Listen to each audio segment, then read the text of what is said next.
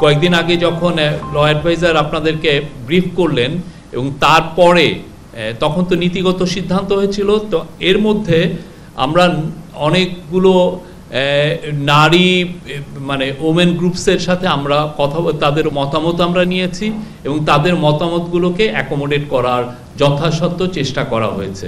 তো তার আলোকে আজকে প্রায় ঘণ্টাখানেক এই লটা নিয়ে ডিবেট হয়েছিল, হওয়ার পরে এই অ্যামেন্ডমেন্টটা এটা পাস হয়েছে। তো এটার মূল যেগুলো ছিল সেটা হচ্ছে যে এখানে বলাৎকারের একটা নতুন সংজ্ঞা দেওয়া হয়েছে এবং আপনারা জানেন যে এই মামলাগুলোর জন্য ডিএনএ টেস্ট একটা বড় একটা ডিলে করা, এই মামলাগুলো ডিলে হওয়ার পিছনে ডিএনএ টেস্টের একটা বড় ভূমিকা ছিল। তো সেই জায়গাগুলো কিভাবে অ্যাড্রেস করা যায় সেইগুলো মেজার নেওয়া হয়েছে এবং অ্যাট দ্য সেম টাইম আপনারা জানেন যে আমরা নতুন 2টা ডিএনএ ল্যাবও আমরা করতে যাচ্ছি। আর আরেকটা বিষয় হচ্ছে যে বিয়ের প্রলোভন দেখিয়ে যে রেপ কেসগুলো সেই জায়গাটাও নতুন করে অনেকগুলো মেজার নেওয়া হয়েছে এবং সেক্ষেত্রে এইটাকে আগের ল থেকে একটু নতুন একটা সেকশন নিয়ে এসে সেই লটাকে সর্বোচ্চ শাস্তি 7 বছর করা হয়েছে এবং সেইটার ক্ষেত্রে আরও যা সেফগার্ড নেওয়া যায়, যে সমস্ত সেফগার্ড মেজার এই লর ক্ষেত্রে নেওয়া দরকার সেগুলোর ব্যবস্থাও করা হয়েছে। তো আমি মানে ক্যাবিনেট অবশেষে এটা আজকে পাশ করেছেন। এটা আরও আজকে ছিল প্রকিউরমেন্ট অ্যাক্টের উপরে আজকে একটা প্রকিউরমেন্ট অ্যাক্ট নিয়ে আপনি জানেন যে আমাদের এটা নিয়ে আগে অনেক ধরনের এটা নিয়ে কনসার্ন ছিল। দেখা যাচ্ছিল যে সিন্ডিকেট করে অনেক কোম্পানি কয়েকটা জায়গার কয়েকটা মিনিস্ট্রিতে দেখা যাচ্ছে একই ধরনের 2-3টা কোম্পানি তারা সিন্ডিকেট করে বেশিরভাগ ক্ষেত্রে অনেক ক্ষেত্রে গভর্নমেন্টের কন্ট্রাক্টগুলো পাচ্ছিলেন। তো সেই জায়গাগুলো এটা যাতে আরও কম্পিটিটিভনেস আনা যায় সেই জন্য যে ধরনের নেসেসারি কাজগুলো দরকার ছিল, যে ধরনের অ্যামেন্ডমেন্ট দরকার ছিল প্রকিউরমেন্ট অ্যাক্টের ক্ষেত্রে, পাবলিক প্রকিউরমেন্টের ক্ষেত্রে, সেগুলো আনা হয়েছে এবং এটা আজকে এই ক্যাবিনেটে এটা নিয়ে বিস্তারিত আলোচনা হয় এবং অবশেষে এটা পাস হয়েছে।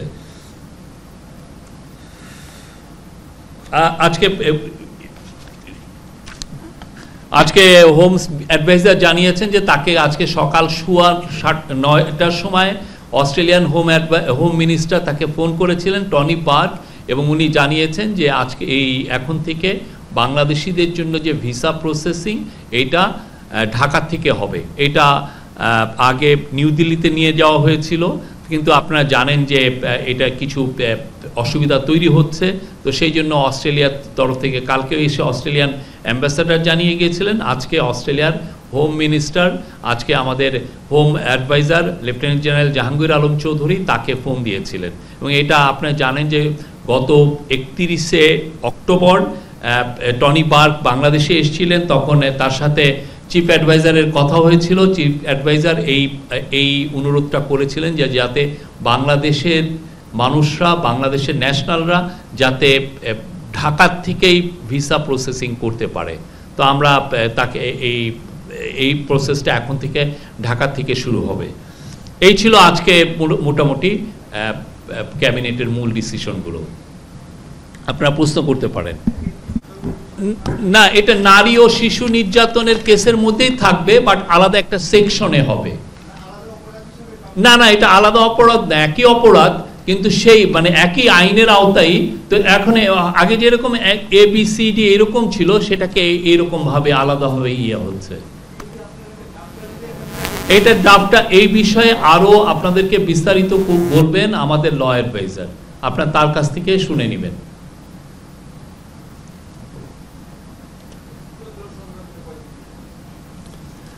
একদিনের ছুটি।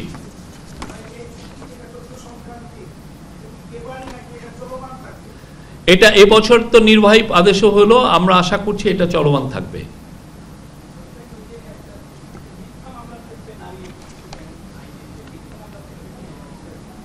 সে বিষয়ে আরো বিস্তারিত আমাদের ল অ্যাডভাইজার আপনাদেরকে এটা নিয়ে বলবেন। ঈদের ছুটি তো আমরা তো বললাম যে ঈদের যে যাতায়াতের ফ্যাসিলিটেট করার জন্য যাতে নির্বিঘ্নে আপনারা বাংলাদেশের মুসলিম জনগোষ্ঠী যাতে নির্বিঘ্নে ঈদ পালন করতে পারেন, সেই জন্য ৩রা এপ্রিল এক্সট্রা নির্বাহী আদেশে ছুটি ঘোষণা করা হয়েছে। আর আজকে ক্যাবিনেটে জানানো হয় যে প্রায় ১,৭২,০০০ পজিশন খালি আছে এবং প্রফেসর আমাদের চিফ অ্যাডভাইজার পাবলিক অ্যাডমিনিস্ট্রেশনের যে সেক্রেটারি তাকে বলেছেন যে আরও জানতে, যে আরও বিস্তারিত এটার উপরে জানাতে, যে কতটা পোস্ট খালি আছে এবং সেই ব্যাপারে সামনে কি কি মেজার নেওয়া যায়, কিভাবে রিক্রুটমেন্ট করা যায় সেটা জানার জন্য উনি এটা তাকে জানিয়েছেন, তাকে বলেছেন।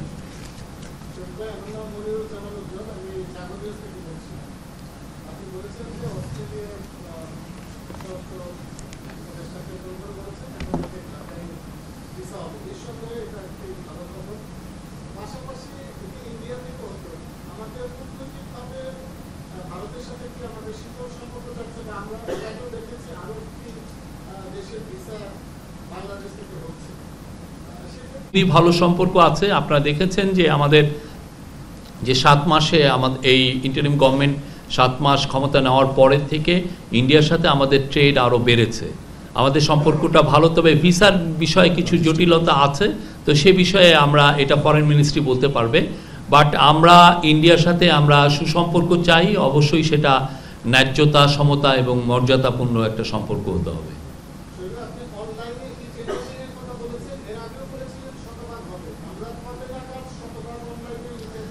এগুলো তো আপনি আউটরাইট একদিন আমরা আজকে ক্যাবিনেটের ডিসিশন হলো, বাট এটা নিয়ে তো কাজ করতে হয়। এটা অনেক ক্ষেত্রে যেমন দেখা যাচ্ছে যে আপনি উপজেলা লেভেলে ওই যারা এই টেন্ডারগুলো করছেন তাদের অনেক সময় ট্রেনিং থাকে না, তো তাদেরকে খুব দ্রুত যাতে ট্রেনিং দেওয়া হয়, কেননা এটা তো একটা প্রসিডিউরটা আপনার জানতে হবে, এটা ইচ্ছা করলেই তো আপনি হঠাৎ করে এটা করা যায় না। টেন্ডার প্রসেসটা জানাটা খুব একটু, এটার জন্য কিছু ট্রেনিং লাগে। তো সবাইকেই গ্র্যাজুয়ালি অনেককেই ট্রেনিং দেওয়া হয়েছে এবং সবাইকে ট্রেনিংয়ের আওতায় আনা হবে এবং এফেক্টিভলি আমি বলতে পারি কয়েক মাসের মধ্যে এটা আপনারা দেখবেন যে এটা 100% উন্নতি হয়েছে।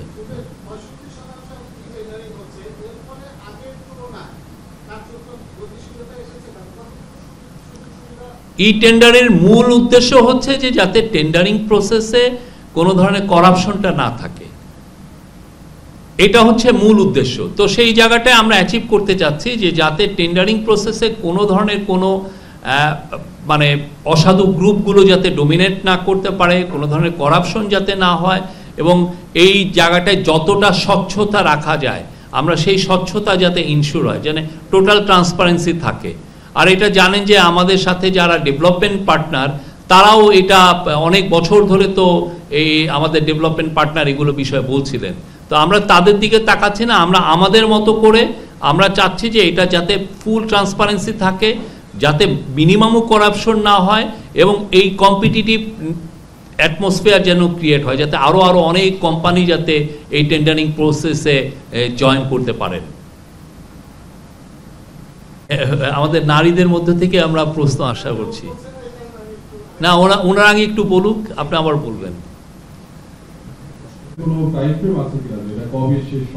এটা ঐক্যমত্য কমিশন আপনাদেরকে ডিটেলটা বলতে পারবেন। আজকে এটা শুরু হচ্ছে এবং এটা খুবই আমাদের জন্য একটা আনন্দের সংবাদ। এটা আমরা আশা করছি যে 6টা কমিশনের যে রিপোর্টগুলো হয়েছে সেটা নিয়ে এখন চুলচুলা বিশ্লেষণ হবে, এটা নিয়ে অনেক ধরনের ডায়ালগ হবে এবং এর মধ্যে বাংলাদেশ একটা খুব ভালো রিফর্মের একটা প্যাকেজ পাবেন।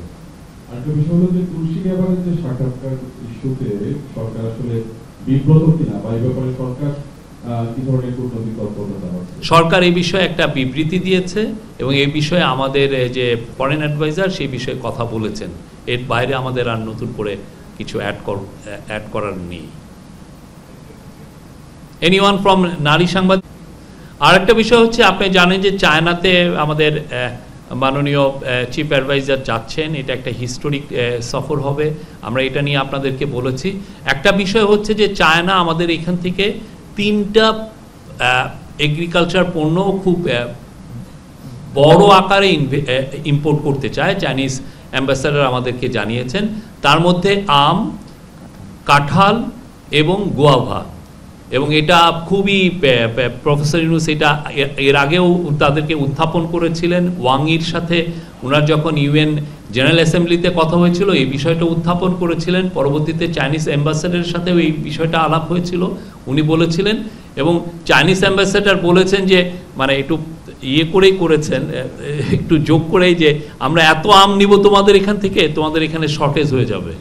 হ্যাঁ, তো সেই জন্য আমরা আশা করছি যে চায়নায় আমাদের একটা নতুন এক্সপোর্টের নতুন দিগন্ত উন্মোচিত হবে। তারা বাংলাদেশের আমকে চাইনিজরা পছন্দ করছেন, এবং এই বিষয়ে চায়নায় আপনি খুব দ্রুত আপনারা দেখবেন, এবং এই সফরের মাধ্যমে এটা আরও আমাদের ওপেন আপ হবে এই মার্কেটটা।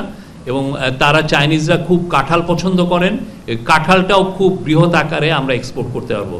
আর আমের ক্ষেত্রে যেটা হচ্ছে যে এটার স্যানিটারি, ফাইটোস্যানিটারি অনেকগুলো যেগুলো স্ট্যান্ডার্ড মেনটেন করার জন্য ফাও আমাদেরকে $4 মিলিয়ন দিচ্ছে।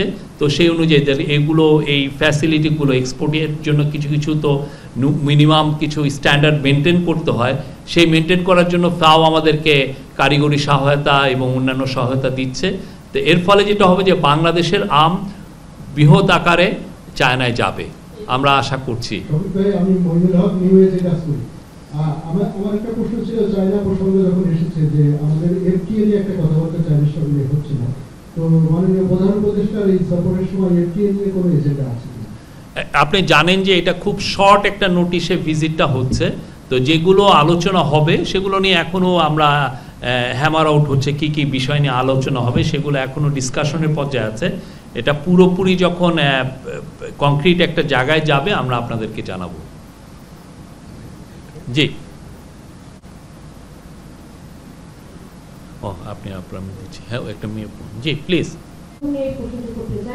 আমরা বেশ কিছু গণমাধ্যমে দেখেছি এবং আমরা নিজেরাও বিষয়টা অনুধাবন করেছি, মানে হারটা অনেক বেশি ছিল। তো এখন অনেকে চায়না বিভিন্ন হসপিটালের দিকে ঝুঁকছে। তো মাননীয় প্রধান উপদেষ্টা চায়না সফরে কি হেলথ সংক্রান্ত একটা ওনার টপ প্রায়োরিটি এই বিষয়টা আলোচনা করার। প্রফেসর ইউনূস আমাদের চিফ অ্যাডভাইজার চাচ্ছেন চাইনিজ যারা হেলথ কোম্পানিগুলো আছে তাদের সাথে কথাবার্তা বলতে, তারা যারা হেলথ চেন, হসপিটাল চেন আছেন তাদের সাথে কথা বলতে চাচ্ছেন। একটা তো হচ্ছে যে চায়নায় যে ওইখানে আমাদের যারা অসুস্থ বা যারা রোগী, আমাদের মানুষজন যাচ্ছেন ওইখানে ট্রিটমেন্টের জন্য, এটা একটা ভালো উদ্যোগ। এটা একটা ওরা অলরেডি কুনমিংয়ের 4টা হসপিটালকে ওরা আমাদের জন্য ডেডিকেট করেছে। কিন্তু এর বাইরেও প্রফেসর ইউনূস চাচ্ছেন যে চাইনিজ জাতীয় হেলথ কোম্পানিগুলো তাদের হসপিটাল চেইনগুলো যাতে বাংলাদেশে এসে ইনভেস্ট করে। তাহলে হবে কি আমরা আমাদের জাস্ট দৌড়গোড়ায় আমাদের কাছে একদম তাদেরকে আমরা সার্ভিসটা টপ ক্লাস চাইনিজ হসপিটালগুলো খুবই নাম করা, এবং আমরা তাদের সার্ভিসগুলো খুব আমাদের সিটিতে, ঢাকাতে বা বড় বড় সিটিতে আমরা এটা পাবো। তো এটার জন্য স্পেশাল একটা এফোর্ট দেওয়া হচ্ছে। আমরা চাই যে চায়নার সাথে আমাদের এক ধরনের হেলথ কেয়ার ইস্যুতে আরও সুদৃঢ় আমাদের সম্পর্কটা হোক। চাইনিজ হেলথ কোম্পানিগুলো, চাইনিজ হেলথ কেয়ার কোম্পানিগুলো যাতে বাংলাদেশে এসে প্রচুর ইনভেস্ট করে, সেটা প্রফেসর ইউনূস এর আগে কয়েক দফা এটা বলেছেন, এবং এইবারের ভিজিটে এটা একটা ওনার টপ একটা প্রায়োরিটিতে থাকবে। আমি কাজ করি, আমাদের আসিয়ার ব্যাপারে একটু জানার আগ্রহ ছিল যে রিপোর্টের ব্যাপারটা ছিল যে 2-1 দিনের মধ্যে আমরা পাবো, এই ব্যাপারে কোনো অগ্রগতি জানানো হয়েছে কিনা? এক। আর 2 নম্বর বলাৎকারের নতুন সংজ্ঞার কথা আপনি বলেছেন, আমরা এর আগে জানতে পেরেছিলাম যে বলাৎকারকে ধর্ষণ হিসেবে গণ্য করা হবে, এই ব্যাপারে একটু পরিষ্কার। এই বিষয়টা আপনাকে আমি তো এইখানে যা আমি বলছি আপনাদেরকে, এটাও তো আমি যেটা বলেছি যে ওভারঅল একটা কথা বলছি, এটা নিয়ে আপনার আরও ডিটেলস আইন ও পার্লামেন্টারি অ্যাফেয়ার্স যে মিনিস্ট্রি তারা এটা নিয়ে বলবেন। আমাদের law adviser professor Asif Nazrul এটার উপরে আরও আলোকপাত করবেন, উনি অলরেডি করেছেন। আপনারা আমার মনে হয় ওই মিনিস্ট্রিতে থেকে এটা শুনবেন, এটা কি কি চেঞ্জ এসছে, কি কি ফাইনাল চেঞ্জগুলো হয়েছে, এবং এটা এই পুরো লটা এই জন্যই করা হচ্ছে যাতে বাংলাদেশ নারীদের জন্য একদম নিরাপদ, ওয়ার্ল্ডের একটা ওয়ান অফ দ্য মোস্ট নিরাপদ যাতে দেশ হয়, এটা হচ্ছে মানে কোনো ধরনের কোনো আর যে কোনো রেপ কেস যাতে খুব দ্রুত এটা আমরা ট্রায়াল করতে পারি এবং এটা খুব দ্রুত যেন এটার ভার্ডিক্টগুলো ডেলিভার করা যায়। আমি মোস্তফা মল্লিক, চ্যানেল আইতে। আবার চায়না প্রসঙ্গে আসি। চায়নার যে পেশেন্ট এবং ডক্টর যারা গিয়েছিলেন প্রতিনিধি দলে আমিও ছিলাম এবং 4টা হসপিটালে গিয়েছিলাম। তো সেখানে হাসপাতাল কর্তৃপক্ষ, আপনি 3 দিন দিয়েছেন, হাসপাতাল কর্তৃপক্ষের আমি ইন্টারভিউ নিয়েছিলাম, তারা বলেছিল যে খুব শীঘ্রই একটা বড় ধরনের প্রজেক্টে বাংলাদেশের সঙ্গে তারা অ্যাড হচ্ছে। সেখানে হচ্ছে যে বাংলাদেশি একটা হসপিটাল হবে, যেখানে এই বিষয়টি নিয়ে আসলে আপনার কাছে কি তথ্য আছে? এখন ব্যাপারটা হচ্ছে কি যে যদি দোভাষীর সমস্যা, 50,000 বাংলাদেশি এখন চায়নাতে পড়ালেখা করছেন, তো আমার মনে হয় না যে দোভাষীর সমস্যাটা একটা বড় ইস্যু হবে। ওরা যে কেউ বাংলাদেশিরা ওইখানে যে যারা পড়ছেন তাদের মধ্যে থেকে অনেককে দুভাষী হিসাবে ইউজ করতে পারবেন। আর একটা হচ্ছে যে চায়নার মানে চায়না যে তার হসপিটালগুলোকে আমাদের জন্য ওপেন আপ করেছে, ইটস এ বিগ নিউজ আমাদের জন্য। কারণ চায়নার যে হেলথ কেয়ার এটা খুবই ওয়ার্ল্ড স্ট্যান্ডার্ড, ওয়ার্ল্ডের খুবই নাম করা। ওদের যেগুলো যে সমস্ত হেলথ কেয়ার টেকনোলজি আছে এটা সত্যিকার অর্থে অনেক উন্নত দেশেও কিছু কিছু জায়গায় হয়তোবা নাই।